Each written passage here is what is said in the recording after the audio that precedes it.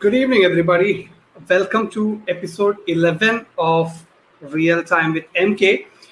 Today is a special episode as I have two special guests today. None other than the CEO and COO of MattsenKumar.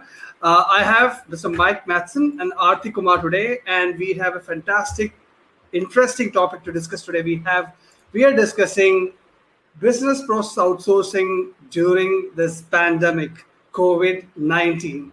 Lot of changes has happened, lot of difficulties, challenges being faced. So these leaders are going to talk about that. Before that, let me just quickly introduce them. They were on the show on the first episode, which was almost a year ago. Now they are back. So Mike Mattsen, he's a CEO at MattsenKumar. He brings over 25 years of direct BPO executive leadership. He has open managed and helped expand several thousand seats of BPO operations throughout Americas and Asia. He has built and managed inbound, outbound, and back office outsources team that provide sales, service, technology, and various complex processes for a variety of Fortune 500 clients. So that's our CEO. And another guest is Aarati Kumar. She has over 26 years of experience across various domains. She's one of the first female international BPO general managers across all of Asia and has held various leadership roles. In addition to wearing many hats, she has launched two widely successful startups from ground zero in this market, and she is the go-to person for any outsourcing solutions. So without further ado, let me just bring them on. Thank you so much. Thank you so much, Mike and Aarati, to taking time out for episode 11. So glad to meet you all here. Nice to meet you as well. Hard to believe it's been a year of these. I didn't have any gray hair when they started. Absolutely. You don't have any still, Mike. Thank you. Thank you, Aarati. Thank you. Yeah. Thanks, Vivek. It's great to be back. And of course, there's a great introduction. I think a little exaggerated, but hey, that was. Right. So as you both know, we are going to discuss about BPO or business process outsourcing during COVID. So, just to start off, let's talk about the year that went by, 2020. It was an eventful year, basically with the pandemic, lockdowns, and remote forces. So there's a question for both of you. What are the top lessons from 2020 according to you? Yeah, let me take a stab and see if RT wants to pile on.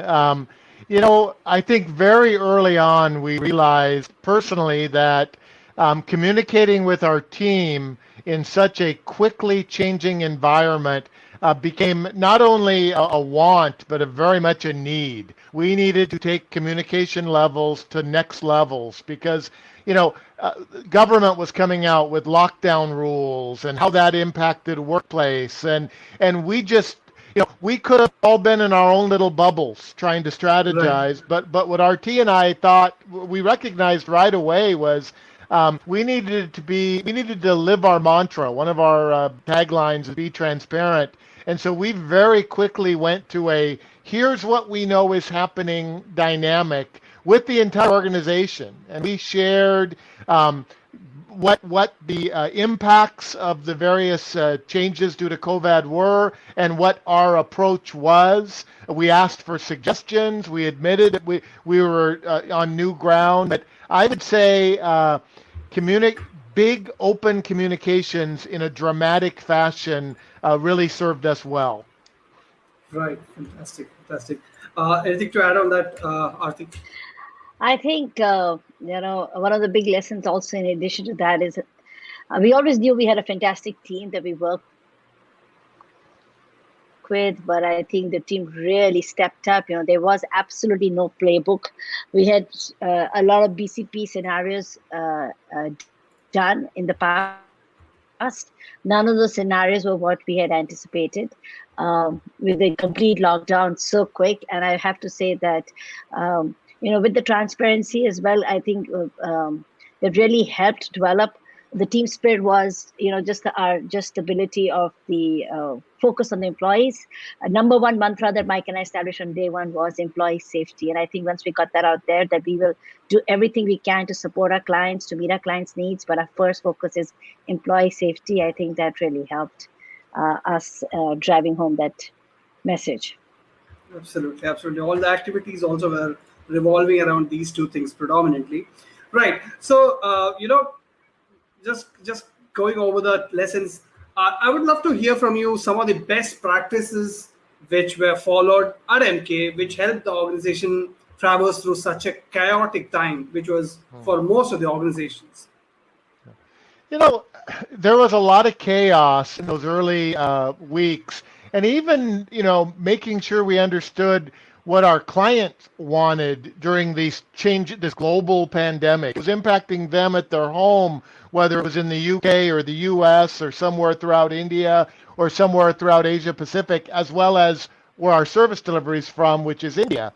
And so, but I think, on reflection, at the time, we were reacting very quickly to changing dynamics. On reflection, though, I think it was just a focus on our core service delivery practices that got us through it. We have a number of ways that we measure whether we're hitting our client service delivery objectives. That continued, whether we were in a remote environment or in the office, and measuring those dynamics, I think kept our eye on the ball, kept the ship going the right way, and I think that quickly ensured that our clients saw that we could maintain the service delivery they had come to expect, irrespective of the headache that came our way. And I think that was a core piece of what led to our success. Right, right. All right. Arti, anything to add on to that? I think I think clients number one focus, and I think the other big focus was our employees. And I think from day one, we started a pandemic meeting. So from a leadership meeting of once a week, we moved to every day, and I quickly we also realized that working from home is not easy. So our weekly meetings, staff meetings that we have, we kind of added a fun element, a game element to it that kind of brought everybody together. And I think that just getting people to focus on client delivery, but also to actually take a moment to actually take a deep breath and have a little fun and kind of engage as a team, because this was now everybody's working from their own homes, really helped us. And I think that kind of kept the momentum going. And we were one of the first people to switch to an 80% complete staff back online within first 5 days. So I think that was a huge win. We could have done it without the team. Right. Absolutely, absolutely. All right. So while all these steps being taken, what were the top challenges faced while deploying such a huge remote workforce, which is handling basically global customers from varied industries? What were the top challenges faced?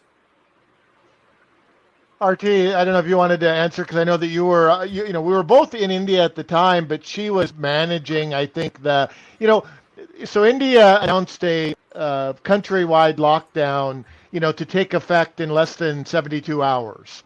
And Right. we had less than a handful of remote workers before then. So within a very fast time period, we had to get hundreds and hundreds of systems, InfoSec ready to individual homes, and build the process for the logistics of signing out the asset and tracking it and testing the IT connectivity. And meanwhile, we had very few cars that had the permits necessary to drive through the areas to deliver. So it was just that. The early days was people working 24 hours, and RT already mentioned this. The effort of the team pulling together, and these were not just our great IT organization. These were everyone who had time or had happened to have a pass.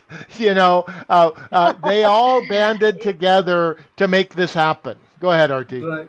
I mean, I remember the pictures that we posted as well of the early days, people coming in at 2 a.m. with collect systems. So adding to what Mike said, on a traditional BPO, because of the infosec requirements, people don't work on laptops there. They have desktops and they need to come into work, log in. Most of them are maybe even just thin clients.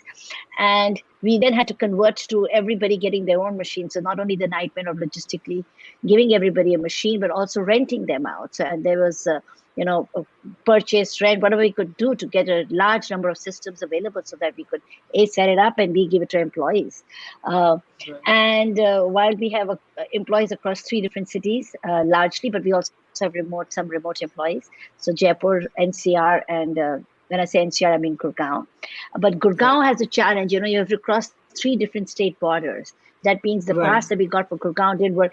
So while I think a lot of companies really worked hard to get this done, and I think the association called NASCOM really worked, the government had not got the act together really as fast as what we needed. So you would have Delhi ready to give you a pass, but Gurgaon not ready to give you a pass, or Noida not ready Right. to. That's another state. So there were a lot of challenges, and I think the government didn't really think this through.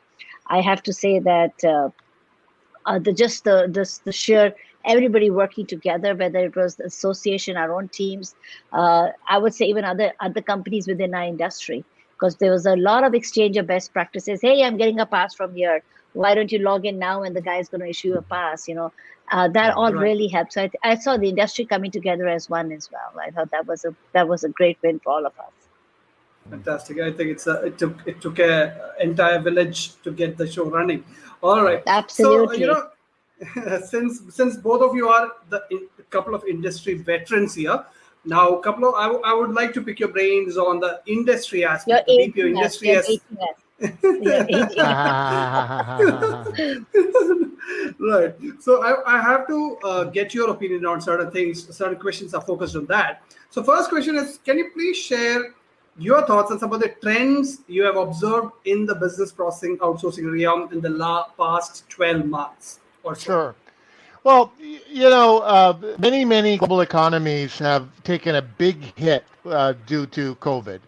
And Absolutely. historically, global recessions or even bordering on depressions in some countries have aided outsourcing. Companies Right. need to cut costs. They look to mitigate necessary service delivery via outsourcing rather than and reducing their own internal costs. And we've seen Right. that trend currently. India, I think, is turning out to be a winner, if there is Right. such a thing in a global pandemic, because Right. within India, we have a far more robust internet infrastructure throughout the country that enabled the widespread, redeployment of on-premise employees to their homes, to their remote workforces, and the capability of having fast enough internet to be able to provide support. Right. We've had many clients who have told us that their Philippine operations took months to recover, and in fact, some are still not fully recovered Right. because apparently in the Philippines, while their service delivery centers have absolutely state-of-the-art, infrastructure and communications, when you get into the homes, the internet connectivity speeds are much lower, much smaller, Right. not capable Right. to handle business applications in many cases.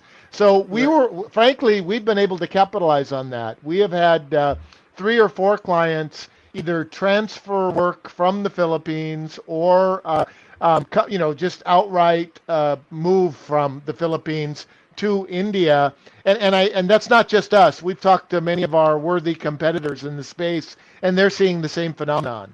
So I think Right.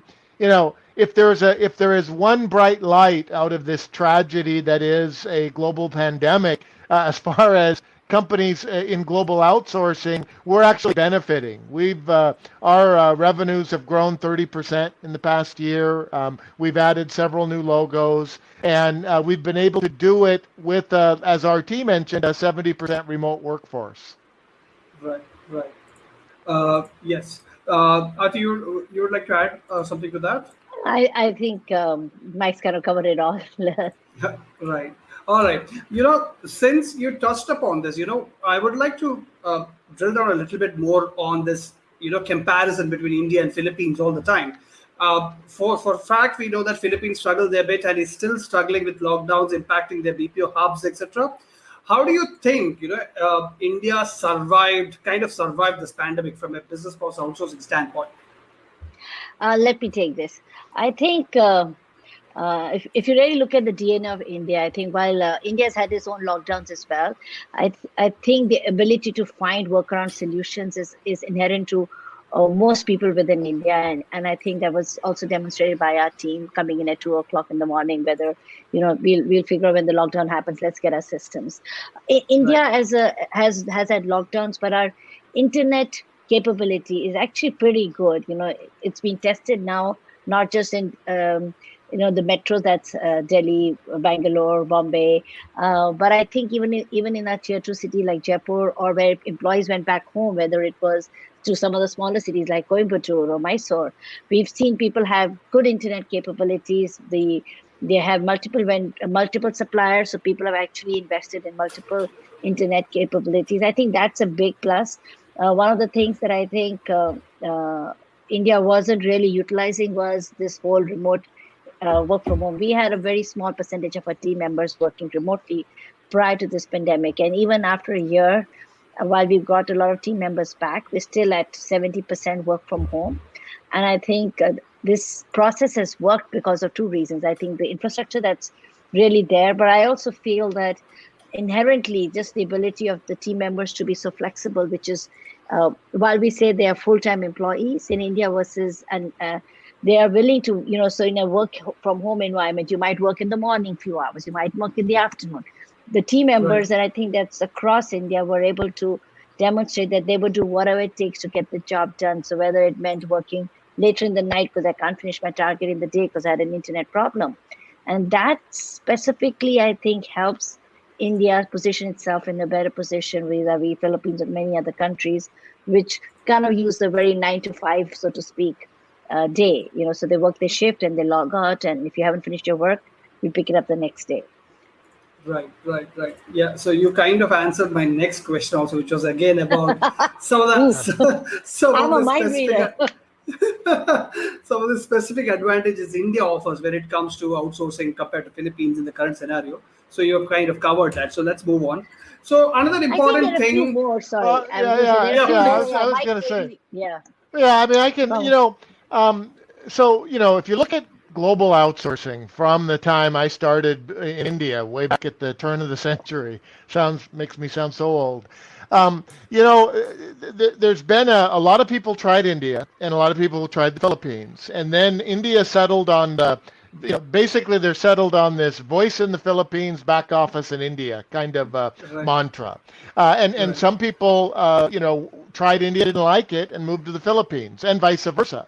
Um, I have long maintained that in the top 10% in India is every bit as good in as any agents anywhere. The challenge right, that BPOs such as MK have is how do we recruit, hire, train, and retain that top 10%? I think what the global pandemic has done, in addition to the technology challenges we brought up with the internet in remote areas in the Philippines was already reaching capacity in some of their hubs. And right, so people who wanted to leverage global outsourcing were faced with a dynamic of where else do they go? Some were naturally taking another look at India. right, Many and or other new emerging markets, nearshore and in the U.S. market, Central right, America, etc.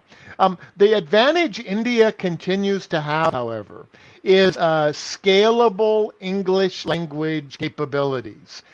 There are still a huge nucleus of talented workers available in India. Now, right.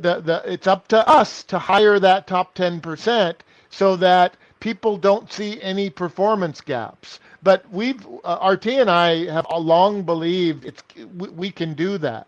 Other big advantage to India right now is the weak rupee to dollar exchange rate. Right. People can outsource to India today for essentially the same and sometimes lower costs than what they were paying in 2002 because Right. of the rupee to dollar exchange rate. The gap Right. between what an outsourcer might have to pay in India compared to what they have to pay in the Philippines or a nearshore operation like Costa Rica or Jamaica is tremendous. So anyone who maybe has thought, oh, we tried India, it didn't work in 2005 when things were exploding so much, there were some bumps in the road. They should take another look because not only will they get top quality employees and people who understand what global service delivery means, but they'll get a price point that truly makes sense. And one Right. more thought, and then I'll shut up because I'm passionate about this because we've long thought about, well, should we open a Philippine operation? Should we open a Central or South America operation? But when we've done the analysis, we've always come back to there's plenty of talent to leverage in India, and let's keep that being our focus. And no regrets, we've done that, and we continue to be bullish on that approach. Right. And in fact, just to add there, if you really look at not just the strength of agents in India, if you look at really the middle level, India has a huge, very experienced since BPO kind of came in 2000. So we've kind of had 20 years now of international BPO experience with it, with the cross multinationals in probably every domain possible, right? Right. Many of them even having captive sites in India. In contrasting that with Philippines, they have the middle level, the middle management layer. In fact, it's probably staffed more by Indians there because there's just not enough experienced talent to kind of cover everybody. So I think that's another huge advantage that Right. India brings to the table is extremely talented and I would say out of the box thinkers in the middle Yeah, level. good Right. point. Right. Very, Yep. very, very, very valid points, actually. That's what all these experience can bring out. All right. So, next question is about client communication. Client communication, we have had a session on this also. It has proved very key during this remote working situation. So, what are your thoughts on how MK managed the same and some of the challenges faced in that area? Yeah, we like we mentioned earlier. I mean, so internally, we had very transparent communications with everyone. I mean, from day one, we had daily management meetings where everyone came with their list of concerns or challenges, and we addressed them. And then we had Right. team meetings, with great frequency to reassure everyone. And as our team mentioned, we interjected some fun events to keep everyone feeling a part of the family, the MK family. Right. With our clients, it hasn't been that different. While, we always love having clients on site. And we always say that when you come on site and spend time with our team, it takes the client dynamic to a new level. Right. Zoom meetings and hangouts and, depending on whatever forum the particular client uses, have become quite the norm. And we have shown that you can have people at 50 different locations in their homes or on premise or in the global client operations and still conduct business quite effectively. That's not to Right. say we don't all look forward to the day when clients can come visit again and we can go interact with clients. But I think in our approach, there's been this inherent transparency in our culture, even when things have screwed up. There have been times when even with the robust internet or infrastructure, things haven't been 100%. Right. Our challenge is always how do we let the client know about it before they find out about it? Our goal is to, hey, you're going to notice this when you look at the reports. Here's what happened. Here's what we did about it. Here's what we're doing to ensure to minimize the risk of it happening again. That's kind of our mantra, and it's worked very effectively. We've gotten many clients who have given us feedback that we've made this transition very comfortable for them. And in fact, some of our biggest clients have grown with us because I think we have proven that confidence level is well deserved. Absolutely. I just like to add to, in fact, one of the best practices I saw, which kind of showed the partnership level was one of our large clients. They themselves said, yeah, once a month we want to have an hour session, which is just fun. So, everybody Right. got on the call and you just talked about your day, about how things going, played a game or something. So I think the kind of engagement that you have when you actually visit a client side or they come over, you kind of have your work and you have your reviews, but you also go out for lunch and you kind of have a little bit of friendly banter. And I think that was really planned to kind of cover that gap, which after we planned, I mean, that happened after 3 or 4 months when we realized the business part was happening, but this uh, relationship equation wasn't really getting to that same level. And, there were some new players. So I thought that was a great practice. We've tried to take that idea and kind of use it against some others. The other thing I thought, going back to when Mike talked about our transparent communication with our clients, is one of our other clients in a review told me that I would rate your team highest on an integrity factor. When things go wrong, they pick up the phone and tell me. And she said, I'm not the easiest person to deal with, I know, but I admire your team to be able to pick up the phone and said, this is a team that has a very high integrity level. And I know Mike and I take that with a huge amount of pride, because that's exactly what we want to be known for. People Absolutely. people who outsource globally know there will be hiccups, know there will Right. be errors. What they Right. don't want is lip service, that everything's going well. They want the truth. They want transparency. And if there's one thing that I think RT and I are most gratified about within our team, is our team embraces that. It's okay to screw up. We all do. I did Right. once many years ago. But the point I do it is, every day. what are you laughing at, RT? But the point is, we recognize as a culture, it's not about the goof up. It's about what we do about it. How do we address Right. it? How do we fix it? How do we make things better? And I really think that's a differentiator within our team. Absolutely, absolutely. We are transparent at the end of the day. All right. So another widely debated area where most organizations have struggled is with the remote workforce is keeping them engaged. So uh, what are your thoughts on how did we manage to keep our remote workforce engaged during this Oh, I pandemic? think Mike and I are extremely passionate about this. So I think this could take a whole hour, frankly speaking. I think, of course, we struggled. I think the first month was really the focus was to get everybody up and ready and active and productive and all of that. As I said, in the first 1 week, we managed to get 80% of our employees productive. But moving from a in-office environment where you can have one team meeting and address everybody in 15 minutes, pre-shift briefings are done. The challenge moved very dramatically. And I think the people who were hit the hardest were the team leaders, because, they're young, they don't have necessarily the skills to be able to deal with such a lot of change. They may not have the environment in their homes to be able to do that as well.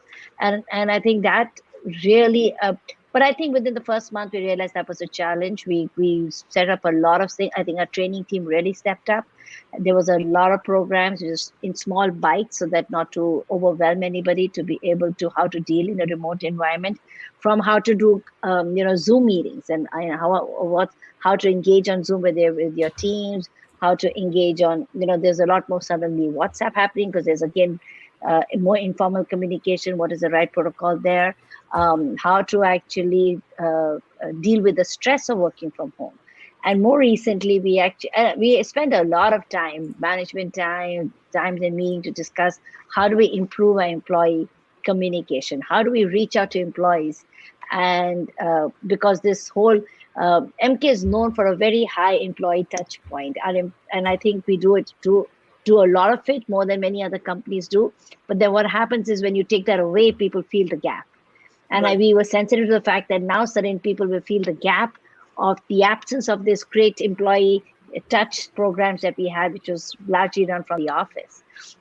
So we made a lot of conscious decision. I'm sure Mike will probably want to talk about our No, no, recent investment. I think you summarized it real well. I mean, and by the way, the only thing I would say is it's a work in progress through our employee surveys, our e-pulse process. We're constantly asking, how can we improve? How can we make employees feel more connected? And as our team mentioned, we've done a variety of different events and functions that have broad participation, and so we know we're hitting, we're doing a reasonably good job. Um, our goal is to take it to the next level. And so that, while we're starting to see attrition levels improve because of remote workforce, and we're starting to see ESAT numbers creep up because of some of the ways we interact remotely. Right. We're still learning as we go along, but as RT mentioned, it's a passion of both of ours.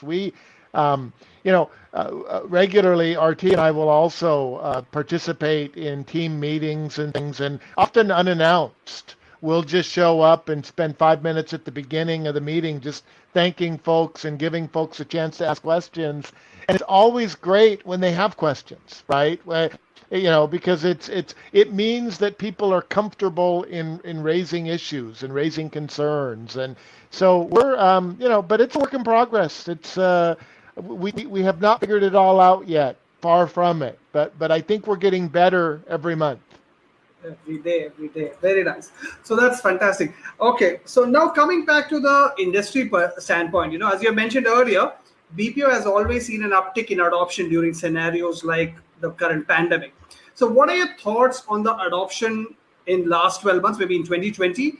And what kind of process do you think where be getting outsourced, or the uptick happening? Well, as we mentioned, I'll take a first stab and then RT can pile on. Right. As I mentioned, global recessions help outsourcing, and we're seeing that. I think particularly within the e-commerce realm, because people are going out as much, they're having to stay Right. home as part of the pandemic, right? Right. And so Right. and fortunately, that's one of our fortes. We have a large chunk of our service delivery devoted to some of the largest e-commerce brands globally, and so we've been a benefactor of that. Food Right. delivery, remote food delivery companies is another area where the pandemic has directly impacted that growth, that volume. Right. And Right. so, but across all sectors, as people are looking to reduce their costs and maintain or increase their service delivery, outsourcing's a benefactor. So that's a couple that come to mind for me. RT, did I forget any? No, I think, and we're I think prepared in every area. Of course, I think a big we've seen some new curveball businesses that we've started in 2020, which is interesting. We're part of our e-commerce business has been content writing, but very e-commerce focused content writing. We've taken that to the next level and actually gone in, and I think that itself is an upcoming area which is showing a lot of potential to grow, not just in the traditional markets of the US and UK, but across other markets as well. So, Right. and we're great to be, Fantastic. yeah. Yeah. Absolutely. So anyway, now we are already in 2021, and 4 months are already almost done. So what are the key preparations and measures taken by MK for 2021, and what are your thoughts on how this year is going to pan out? Well, we continue to evolve with the times, right? And so we have scenario A, scenario B, scenario C that we're constantly modifying and addressing. For Right. 2021, we're envisioning to continue a large remote workforce. Right. Some clients though want on-premise support, and we're capable of handling that as well. But Right. it's a week to week, month to month, and sometimes day to day dynamic. We have a committee that works on it and then communicates out to the team what our current thoughts are. But right now, we've set the expectation that we think there will be largely remote workforce through 2021 and possibly beyond that. Right. Right. And I think the Uh, advantage that opens up is really looking at more remote markets, which we couldn't traditionally look at 2020. 2020 was a year to just kind of wait and watch. We kind of just reacted. Nobody knew, when this was going to think. But now I think we all have a better vision that this is kind of it's going to last to the year. So I think a hybrid model in most cases is here to stay. But as I said, it's also an opportunity to look at other markets. We are aggressively looking at other tier 3, tier 2 markets where there's great talent available, and we weren't able to tap it earlier. So I think that's a big part of our 2021 adoption strategy as well, because now that we know this is we are not going away for a while, we're going to take Right. advantage of being able to Yeah. take business to where the talent is.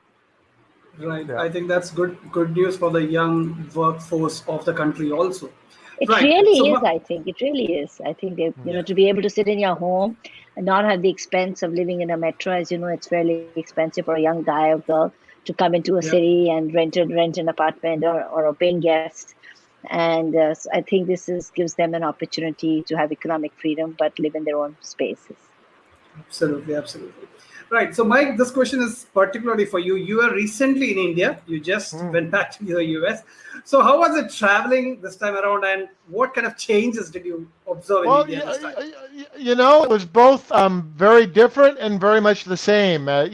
Many people might remember that I was, when the lockdown occurred, I was in India. And so I ended up staying in India the first several months of the lockdown because we couldn't get a flight out. So I finally returned home to the US in July. But I was fortunate enough to get vaccinated in February of this year. And so RT and I, because of all the business we have going on, we decided it makes sense for me to parachute into India. And so I did the first couple of weeks of April, end of March, first couple of weeks of April. And the flights, the logistics and the flying, other than wearing masks on the plane all the time and you know, practice, doing those practices that we all know well about sanitizing our hands and trying to remain some distance from other folks as much as possible. Those logistics were pretty similar. Getting a negative COVID test on my entry into India and then my departure from India was another added step. But again, those were all process steps. Now I will say, once I hit the ground in India and spent time in our center and spent time meeting with our teams, very much the same. India is open from a service delivery standpoint. As I Right. mentioned earlier, we're hitting some of the largest production numbers we've ever hit as a company. The only Right. difference is it's 30% on premise, 70% remote. Right. But that's an evolving dynamic. COVID numbers are spiking right now in India, and we Right. have people who a few weeks ago were very comfortable coming to the office every day, who now their families are a little more nervous about it. And so Absolutely. that's, again, we have to be nimble in how we work with our employees. We updated our BCP plans, business continuity plans, with each one of our clients before they asked for it. We did it. And as a result, there have been some temporary shifts in work even since I was in India and returned home. So those are the Right. kinds of curveballs that this pandemic presents. But I mean, the short answer is I was very gratified to see so many smiling, happy, faces, but also many Zoom meetings. Doesn't matter whether I'm in Tacoma, Washington, or New Delhi. Many of our employees, I communicated exactly like this too, and that's perfectly okay. Right. In fact, I Absolutely. think when we did the first real time session last year, Mike, weren't you in the Airbnb? And Yeah, that's where you did, yeah, yeah, in Delhi, yeah, in Gurgaon. Right. And well, for many ways, it's probably deja vu because you're back in the same Airbnb now. Oh, not now, but that's when you right. were here three Yeah, weeks when I ago or was in 2 weeks India, ago. same. It Yeah. felt like home. The toilet still leaked.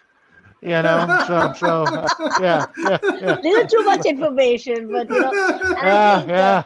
Oh, yeah. come on, we all have that. We all have that. Let's face that, right? But I Right. think it Right. also, I think for MK, through the course of this pandemic, which has been interesting, and Mike kind of just saw the start of it, is we moved offices in Gurgaon. So we had Right. been in our old building for I think almost 13 Oh, years or 12 years, and we moved from that to another facility, a brand new built up um, yeah. place in July, We August thought last we year. thought with all the headaches of a pandemic, why not move buildings too at the same time? Yeah, Let's just add exactly. that to the So it mix. has So, been, yeah, it uh, has uh, been a quite a yeah, year for us. That, yeah, yeah, Right, right. We play bold. yeah, Right. yeah, So, absolutely. right. yeah, So yeah. That's right. That's right. we are coming to the end of the session. So my final question is just a question for the viewers who will watch this later or watching it now, belonging to companies who are facing challenges. So what are your top advice for organizations, global, regional, who are struggling with outsourcing or are looking to outsource in 2021? I always, and I've been on many, many sales calls recently because companies who have never outsourced before are looking at it. And Right, what I basically advise is find companies who are experienced in hand holding in the implementation process of outsourcing. right, Don't hesitate to take a dip a toe in the water approach. Pick a right, process or pick a small 20, 30 FTE part of your business and start there. While there might be a tendency to let's do it, and then you'll run into more rough waters. I think doing it that way. Also, and this is a plug for a company like MK. Be careful of being a small fish in a big pond dynamic.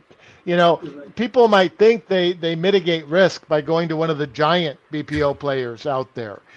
In fact, the 20 FTE process to one of the giants who has tens of thousands of agents, you will not get the attention that you would at a more specialized boutique player like MK or many of our worthy competitors. I'm not saying right. we're the only ones who can meet their service delivery. I do happen to think we're probably the best at being able to meet Yes, their service delivery, I was but going to say that. but Yeah. it's toe in the water and find people who have a proven track record of taking companies that haven't outsourced before globally and done it. Because if you do that, you mitigate a lot of the risk. And that Right. happens, by the way, that happens to be our forte. www.MattsenKumar.com would be a good place to get more information. Absolutely. I'm the And I Kumar, think by the way. so speaking as the Mattsen, and I think for companies who need to reduce costs and create redundancies, this could never be. This is probably one of the best times. And I think looking at as we already mentioned, I think Mike talked about the rupee to dollar rate and how it's really advantageous today. I think people should really give India a look. The talent, the redundancy that India can offer you, not just, India is a huge country. So even within India, you can get a lot of redundancy. This is probably your best time to look at outsourcing if you haven't done it yet. Right, right. All right. Yeah. Thank you so Well, much, in fact, Mike. in fact, one of our biggest segments of growth on piling onto RT there is alternative languages, and not only not just Indian Yes. languages, but Chinese, many of the European languages, Spanish, Right, In fact, a lot of French. Southeast Asian languages that Yeah, was traditionally Philippine yeah, market is now coming to India. We're doing yeah. Vietnamese, we're doing I don't know, Indonesian, Thai, yeah, Indonesian, Thai. yep, yep, yeah. And I think the other thing A people lot of worry Mandarin about, and Cantonese, and I mean, it's the gambit of that's the great thing about the melting pot that is India and right. 1.3 billion people. You can find resources, and still keep the price point at a very competitive level. Got it, and I would got say it. choose a player who has good infosec policies and infosec track Yeah. record, because I think there used to be this thing about India and the data security.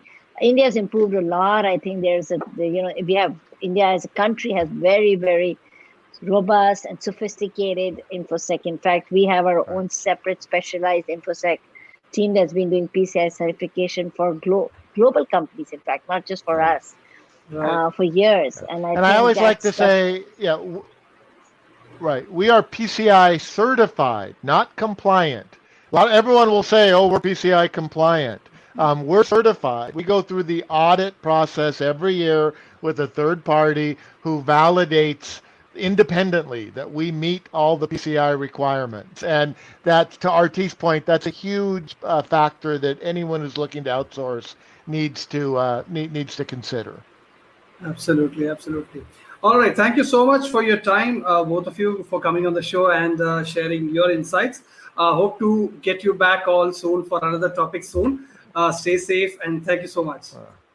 Thank you, Vivek. It was great chatting Well, with thank you so much. Stay Now, when do we get our prize packages? When do we get our prize packages for participating in this? Once this goes live, Mike, expect a parcel at your door. Okay. Okay. Great. I can't wait. Okay. Thank you very much. Thank you very much. Nice, good questions. Thank you. Okay. Thank you. All right. So that was Mike and Aarati. I don't think anybody else can give insights on business process outsourcing than these two individuals. It's amazing the way they have seen the industry. They have grown with the industry. They have worked across length and breadth in this industry. So I hope you guys all got enough information to make your outsourcing plans ready. And remember, all the action is happening in India. So focus on India. And if you have any questions, please visit MattsenKumar.com. Say hello to us and we will be there with you. Thank you so much for watching today. See you all with next episode.